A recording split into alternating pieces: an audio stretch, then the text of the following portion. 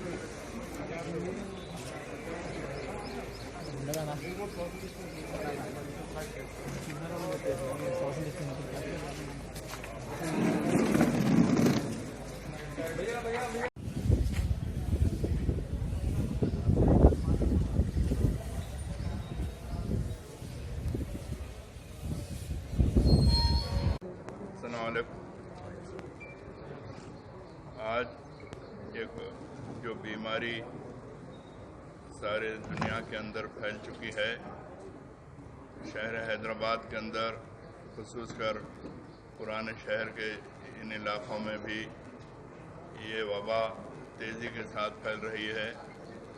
हुकूमत की जानिब से जितने भी प्रिवेंटिव मेजर्स लेना है, बराबर हुकूमत पूरी तरीक़े से पूरे इखलास के साथ काम कर रही है और हुकूमत के जितने भी महकूमेजात हैं वो लोग भी रात और दिन मेहनत करते आ रहे हैं। मेरी आवाम से ये अदबन गुजारिश है कि आप लोग भी पूरी तरीक़े से कोऑपरेट करिए, क्योंकि मैं भी इसी इलाक़े के अंदर रहता हूँ। तो ख़ुसूस कर इन बस्तियों के अंदर यहाँ के रहने वाले लोग जो इस मर्ज़ को नहीं समझ रहे हैं, ये मर्ज़ इतना तेज़ी से फैलता है कि जब ये मर्ज़ आपको लग जाता है तो 2 दिन के अंदर बड़ा, अल्लाह ना करे, आपके ऊपर बड़ा तेज़ी से इसका अमल होता है। तो मेरी आप लोगों से फिर एक बार अदबन गुजारिश है कि आप तमाम महकूमेजात का, ख़ुसूस कर पुलिस के तमाम ज़िम्मेदारान सड़कों पर रहकर 24 घंटे मेहनत कर रहे हैं। हमारा बल्दिया का अमला भी सारे इलाक़ों के अंदर जो भी अद्वियात का छिड़काव है और कचरे की निकासी है, वो काम कर रहे हैं और हमारे डॉक्टर्स भी, चूँकि निज़ामिया तिब्बी कॉलेज के अंदर भी या इस हॉस्पिटल में भी इन मरीज़ों को जो फर्स्ट स्टेज के मरीज़ हैं उनको ला कर रखा जा रहा है। ये लोग भी रात और दिन यहाँ पर आप लोगों की देखभाल कर रहे हैं और सफाई का खुसूस कर बड़ा अच्छा ख्याल रखा जा रहा है। तो मेरी आवाम से यही गुजारिश है कि आप अगर 15 दिन अगर इस पर सख्ती के साथ अगर अमल करेंगे तो इंशाअल्लाह ताला ये मर्ज इस शहर से इसका खात्मा हो जाएगा। जैसा कि हुकूमत की जानिब से अग़ज़िया की तकसीम तो हो रही है, लेकिन मैं एक छोटी सी बात चूँकि मिनिस्टर साहब की मौजूदगी में कहना ज़रूरी समझता हूँ कि जो वाइट राशन कार्ड होल्डर्स हैं उनको तो अनाज दिया जा रहा है, लेकिन जो गरीब लोग हैं जो बिल्कुल मुस्तहिक़ हैं, बाज़ मुतवस्सित तबके के भी ख़ानदान के ऐसे लोग हैं जो किसी के आगे हाथ फैलाने के लिए शर्म महसूस करते और जिनके पास वाइट राशन कार्ड नहीं है जो सोशल सिक्योरिटी कार्ड कहलाया जाता, पिछले 3 साल से नहीं दिया जा रहा। मैं जहां तक समझता हूं कि हुकूमत के पास लाखों की तादाद में एप्लीकेशंस हैं, बेचारे वो लोग भी काफ़ी सफ़र हो रहे हैं। तो मेरी हुकूमत से ये अदबन गुजारिश है कि उन लोगों का भी ख्याल करें और ख़ुसूस कर जो गरीब लोग जो रात और दिन मेहनत मजदूरी करके, हमारे ठेला बंडी वाले, हमारे रिक्शा चलाने वाले और छोटे छोटे काम करने वाले हमारे जो मजदूर हैं वो बेचारे बड़े बुरी तरीके से मुतासिर हो रहे हैं। शहर हैदराबाद के अंदर मजलिस इत्तेहादुल मुस्लिमीन की जानिब से भी हम जिस हद तक मुमकिन कोशिश करते हैं अजनास की भी तकसीम कर रहे हैं और खाने के पैकेट्स भी तकसीम किए जा रहे हैं। कि जो खानगी और गवर्नमेंट के भी हॉस्पिटल हैं, इन दवाखानों में अगर नॉर्मल पेशेंट को भी ले जाया जा रहा तो वो लोग वहाँ पर उनका एडमिट नहीं कर रहे हैं। उनका अखलाकी फरीज़ा तो ये होना चाहिए कि उनका ट्रीटमेंट करना चाहिए। अगर ट्रीटमेंट अगर उनके हॉस्पिटल में नहीं होता तो कम से कम उनको एक एडवाइस देना चाहिए कि आप फलाने हॉस्पिटल को जाकर अपना इलाज करवाइए।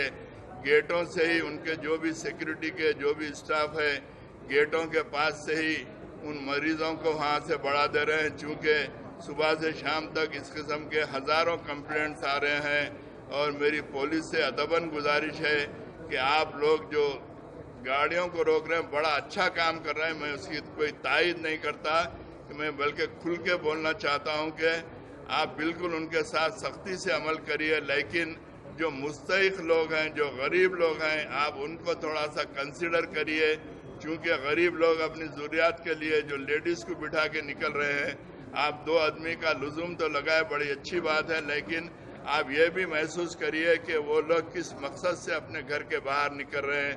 अगर आप ये महसूस कर रहे हैं कि वो किसी ज़रूरत के खातिर अगर निकल रहे हैं तो आप ऐसे केसेस को कंसिडर करना चाहिए।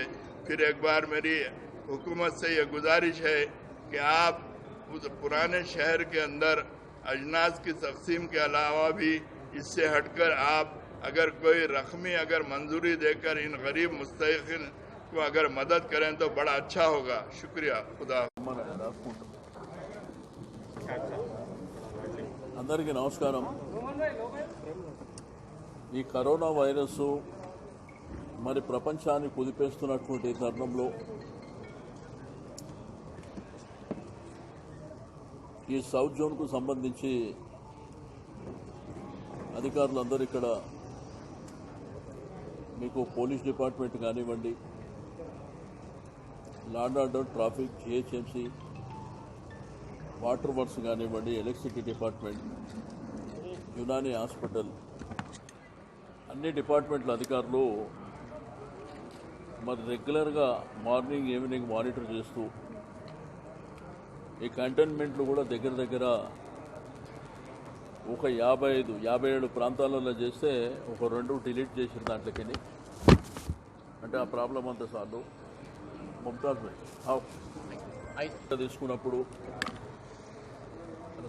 ఇప్పుడు అంతా అండర్ కంట్రోల్లోనే ఉన్నప్పటికీ ఈ వైరస్ అనేది ఏ విధంగా ప్రభావితం చేస్తుందో మనందరం చూస్తున్నాం. ప్రపంచం ఈ సూపర్ పవర్ ఉన్నటువంటి కంట్రీస్ కూడా మరి ఏం చేయలేనటువంటి పరిస్థితి. బట్ అయినప్పటికీ తెలంగాణ ప్రభుత్వం